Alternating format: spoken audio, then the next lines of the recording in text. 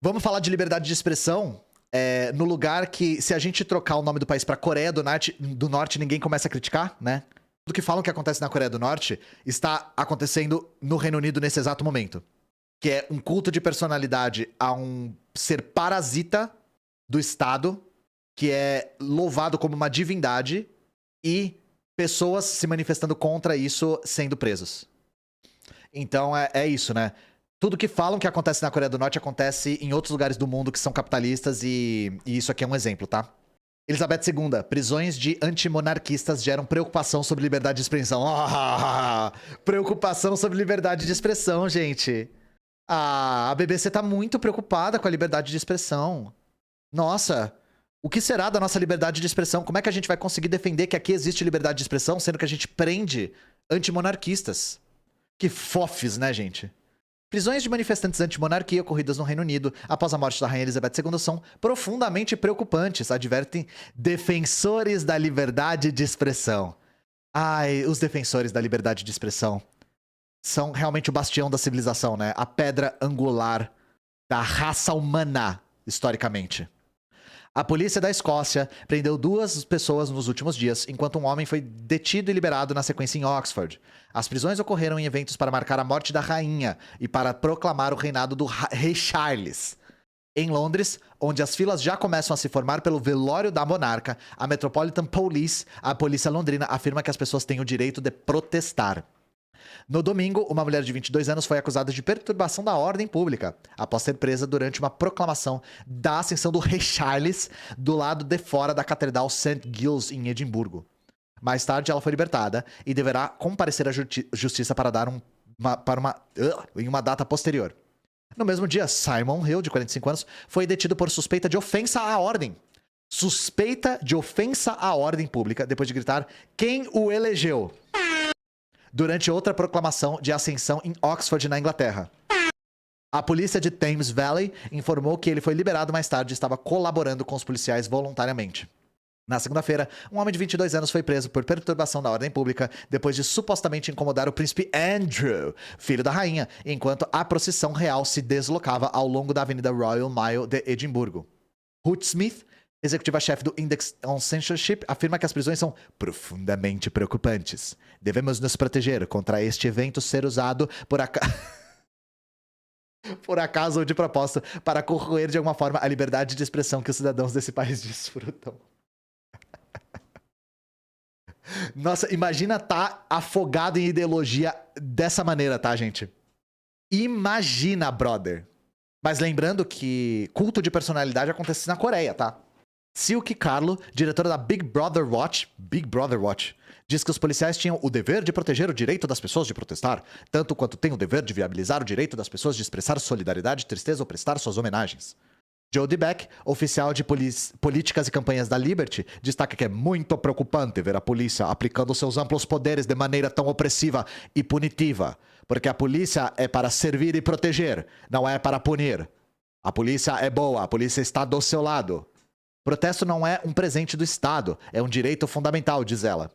Também na segunda-feira, um manifestante segurando um cartaz dizendo "Não é meu rei" do lado de fora do parlamento antes da chegada do monarca em Westminster Hall foi retirado pela polícia. A Metropolitan Police disse que um membro do público havia sido convidado a se retirar do lado de fora do Palácio de Westminster para viabilizar o acesso de veículos e a saída pelos portões, mas não havia sido preso ou convidado a deixar a área mais ampla. A Metropolitan Police também respondeu a um vídeo que circula nas redes sociais, no qual se ouve um oficial pedindo os detalhes de um homem que havia segurado um pedaço de papel em branco e manifestando a intenção de escrever "Não é meu rei". Escuta-se o oficial, que seria de outra força enviada para reforçar a Metropolitan Police, dizendo que a mensagem pode ofender as pessoas. O público tem totalmente o direito de protestar, exceto quando não tem, né? E temos deixado isso claro para todos os policiais envolvidos, exceto os que não estão possibilitando isso. Na operação extraordinária de policiamento atualmente em andamento.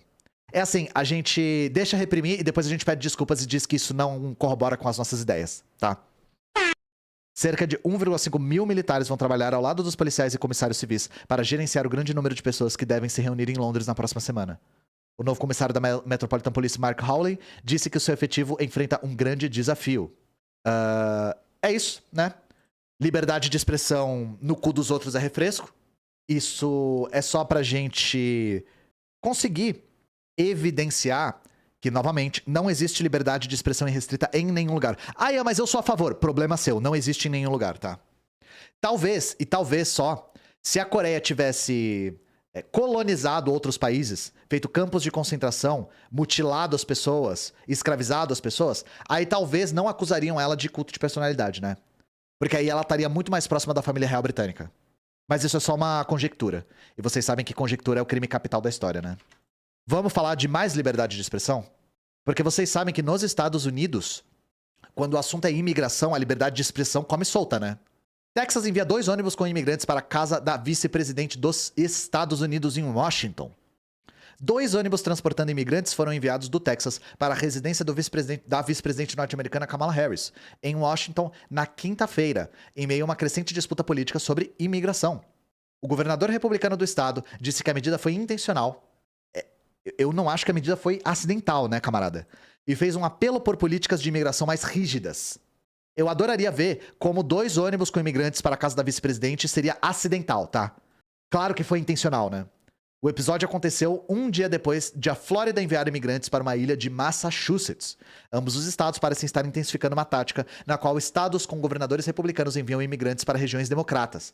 Meu Deus. Meu senhor. Eu não sabia que isso estava acontecendo.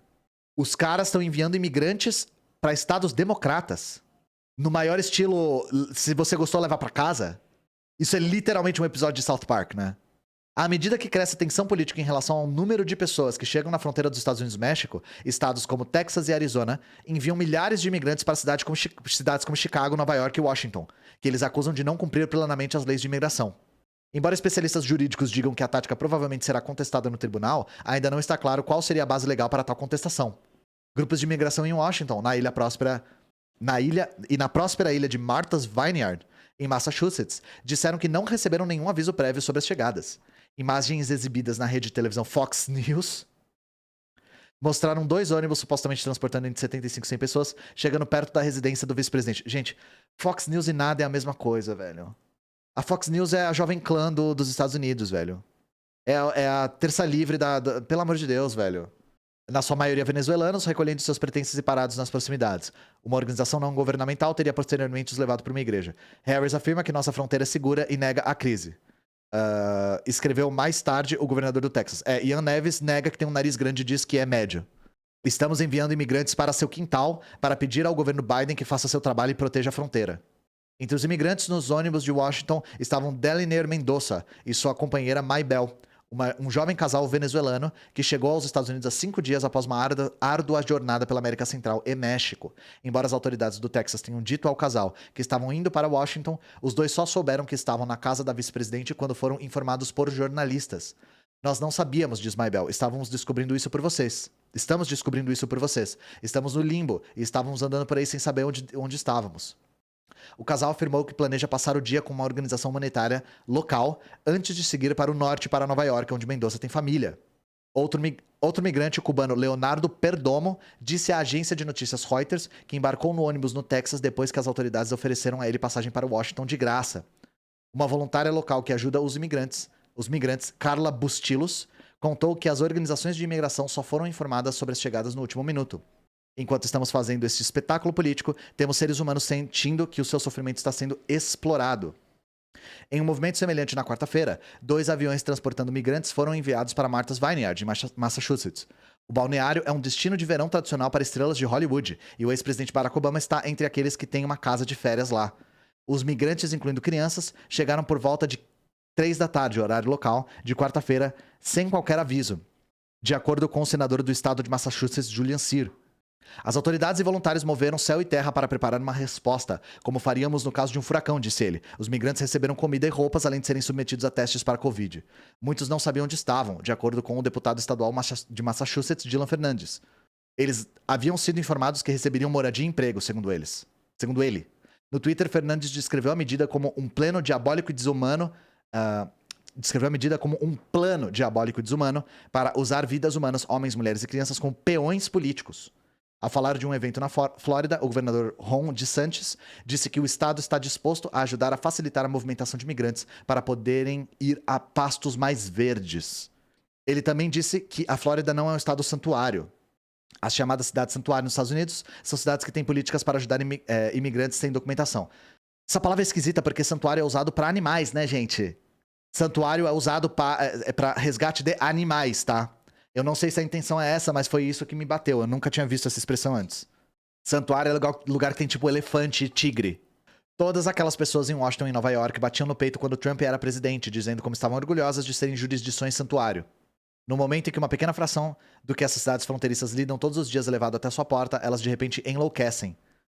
Mano, Alexander Cui, que é advogado de imigração e diretor da Clínica de Imigração da Faculdade de Direito da Case Western Reserve University, afirma que, embora acredite que os esforços para realocar migrantes dessa maneira serão contestados legalmente, ainda não está claro que leis, se for o caso, podem ter sido violadas.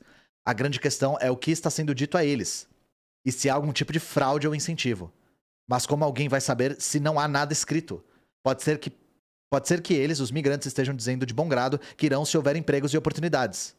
É muito difícil filtrar isso aqui, gente, porque para falar de imigrantes e imigrantes, nos Estados Unidos, existe pouca diferença entre democratas e republicanos, tá? Então, assim, fica muito difícil de filtrar, porque eu não tenho todas as informações do que tá acontecendo exatamente, e de forma alguma a matéria da BBC vai ter uma leitura crítica do que tá acontecendo. Eu não sei qual que é o pior lado também, eu fiquei um pouco perdido aqui nas informações.